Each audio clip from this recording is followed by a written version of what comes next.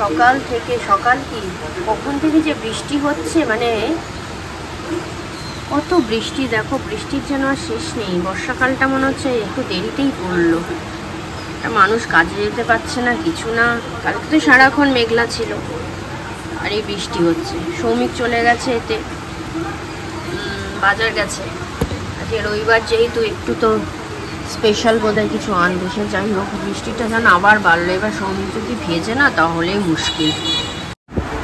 আজকে লুচি আর আলুর দম করেছি সকালবেলা।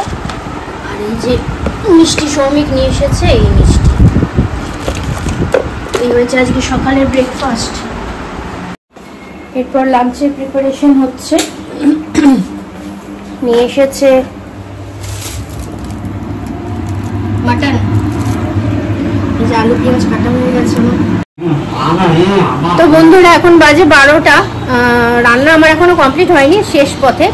ভাতটা বসিয়ে দিয়েছি। তা অনেক দিন পর সৌমিকের এক বন্ধু এলো, মানে অনেক মাস পর। ভাস্করদা প্রায়, মানে ভাস্করদার নামটাও বলে দিলাম, প্রায় আসতো। মানে যে কোনো কি বলতো, ভাস্করদাকে সৌমিক যতটা না এ করে, আমি ততটা তিতি বিরক্ত করি, রিকনও করে। ওর ওয়াইফের তো কোনো তুলনাই হয় না। ওর সামনে আছে বলে বলছি না, ও খুব ভালো মেয়ে।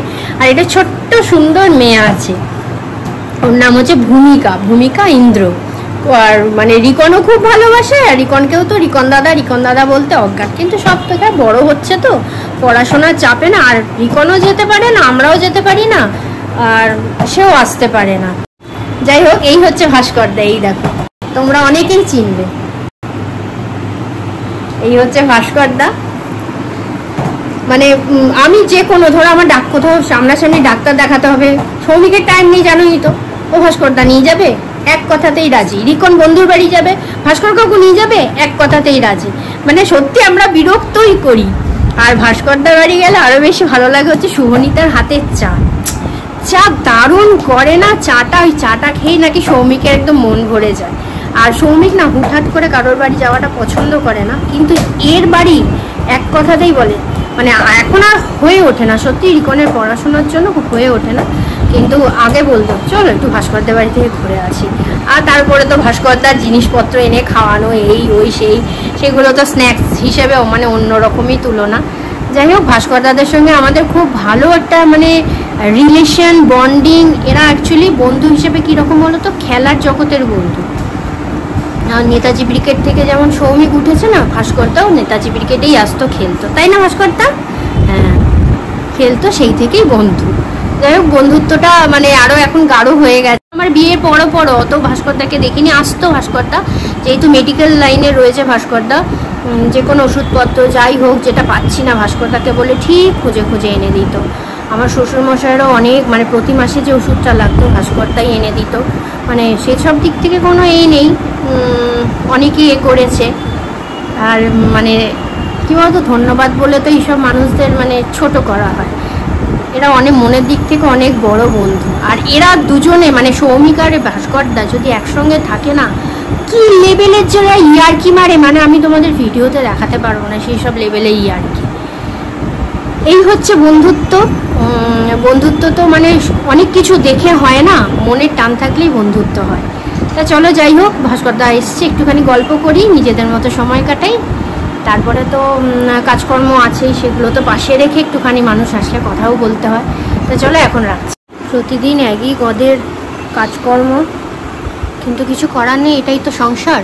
আর এখন বাজে কটা, 1:45। আমি 1:30টার সময় স্নান করে এলাম, এসে মাংস দিইনি, আলুটা দিইনি, আলু দিয়ে এখন সিটি মারলাম। মেরে রিকনের স্কুলের 2 সেট জামা কাপড় কেচে আমি পুরো আলা হয়ে গেছি।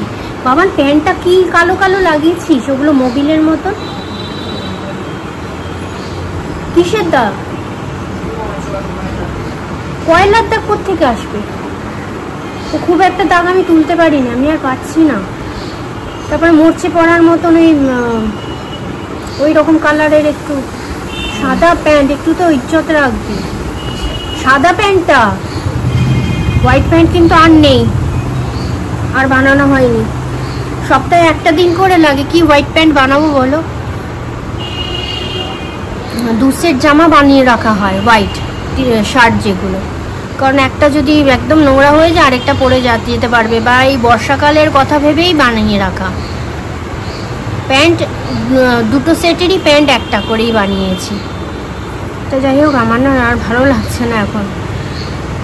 করে তারপরে শাশুড়ি মাকে খেতে দিলাম, দিয়ে তারপরে এখন বসলাম। ওগুলো আবার ছাদে মেলে আসলাম, কারণ পুরো মেঘলা, রোদ্দুরই নেই। এবার কালকে স্কুল আছে, যদি না শুকোয় ওই জন্য মেলে আসলাম হাওয়াতে। আর একটা রোদের তো মানে গরমের তো একটা তাপ আছে, এই তাপে যদি একটু শুকিয়ে যায় তো ভালো।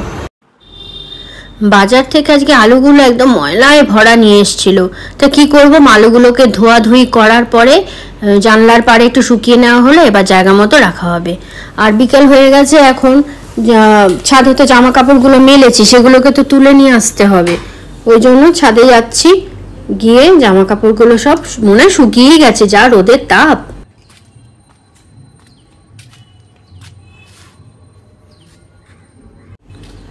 হ্যাঁ হ্যাঁ, একদম শুকিয়ে গেছে গো। ভাগ্যিস ছাদে এসে মেললাম, নাহলে যে কি হতো। আমার তো এখন ছাদে আসাই হয় না। রিকনের পরীক্ষা করে এমন ব্যস্ত হয়ে গেছি না, ছাদের গাছগুলোকে সৌমিকই জল ফল দেয়, ওই ফুল টুল তোলে সকালবেলা, আমার একদম আসা হয় না। বেশ ভালো লাগে গাছগুলোকে দেখলো গো। আর এ বাবা, এই ফুলটা তোলেনি তো, দেখতেই পাইনি। 3টে বেলি একটা ডালেই হয়েছে, কি সুন্দর লাগছে দেখো। ঠিক আছে, সামনেটায় রেখে যাই, যদি কালকে সৌমিক দেখতে পায় তো তুলে নেবে। আর এই ফুলগুলো দেখো কি সুন্দর লাগে, খুব সুন্দর দেখতে হয়েছে। আর টগর গাছের তলায় দেখেছো পুরো ফুলে ভর্তি হয়ে পড়ে আছে। আসলে সৌমিক সব ফুল না তোলে না, মানে মোটামুটি যতটুকুনি ফুল তোলে আর তোলে। আর এই দেখো করবী গাছটার আমার কালারটা দেখো, একদম লাল, টকটকে লাল। দেখো কত টগর ফুল রয়ে গেছে বাবা। আর একটুখানি এটা তুলে নিলে কি করবো, একটু চা পাতা সঙ্গে মিশিয়ে নেবো, নিয়ে খুব সুন্দর গন্ধ ছাড়ে। এটা লেমন গ্রাসের পাতা, লেমন গ্রাস জানো তো তোমরা, খুব সুন্দর গন্ধ ছাড়ে। আর একটু চা পাতার সঙ্গে দিলে না চাটা এত সুন্দর লাগে খেতে। আর এটা হচ্ছে বগনভিলার গাছ।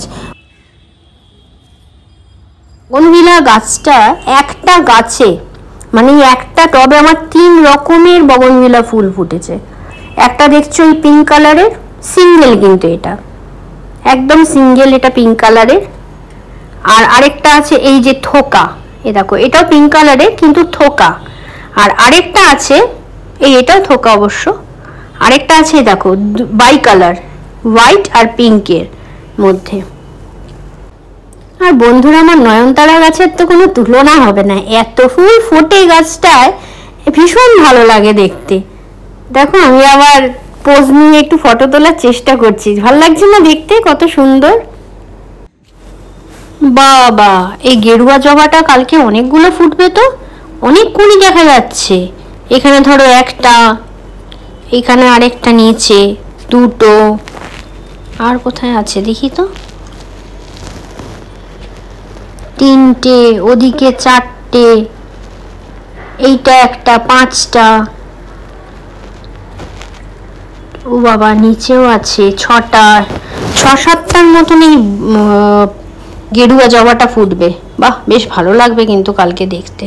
আর এগুলো দেখেছো অনেক রকমের জবার গাছ হয়, মাঝে মাঝে বেশ ফুল হয়। কিন্তু না, এখনো চা করা হয়নি, অনেকক্ষণ ছাদে আছি। তাড়াতাড়ি করে জামা কাপড়গুলো তুলে নিয়ে এক্ষুনি নিচে যাই। সৌমিক বাথরুম থেকে বেরিয়ে গেছে, একটু চা না বসালে এখন হবে না। আর হঠাৎ করেই ওই দূর আকাশে চাঁদটা দেখা যাচ্ছে, দেখো এই এত কাছে দেখলে মনে হচ্ছে না গোটা চাঁদটা অর্ধেক হয়ে গেছে, বেশ ভালো লাগে। তো চলো বন্ধুরা, এখন রাত 10টা বেজে গেছে। রিকনের স্টাডি কমপ্লিট হয়ে গেছে, পরীক্ষার জন্য প্রিপারেশন নেওয়া দরকার, সেটা একটু রাত অবধি হয়। যাই হোক, এখনো খায়নি ও, কালকে স্কুল আছে, স্কুল যাবে বলছে। আর সৌমিক একটু পরেই চলে আসবে যথারীতি, তখন আমরা ডিনার করে নেব। আর কথা বলতে বলতে, ওর সঙ্গে গল্প করতে করতে যদি না মনে থাকে, ওই জন্য ভিডিওটা এখনই এন্ড করছি। যে তোমরা ব্লগগুলো দেখো, কেমন লাগছে প্লিজ জানিও। আর যদি ভালো লেগে থাকে একটা ছোট্ট করে লাইক করে দিও। তাহলে সবাই খুব খুব খুব ভালো থেকো, সাবধানে থেকো, সুস্থ থেকো, আর আমাদের ব্লগগুলো দেখো, লাইক করো, কমেন্ট করো, আর নতুন বন্ধুরা কিন্তু সাবস্ক্রাইব করে যেতে একদম ভুলবে না। রাখছি তাহলে এখন, টাটা, গুড নাইট।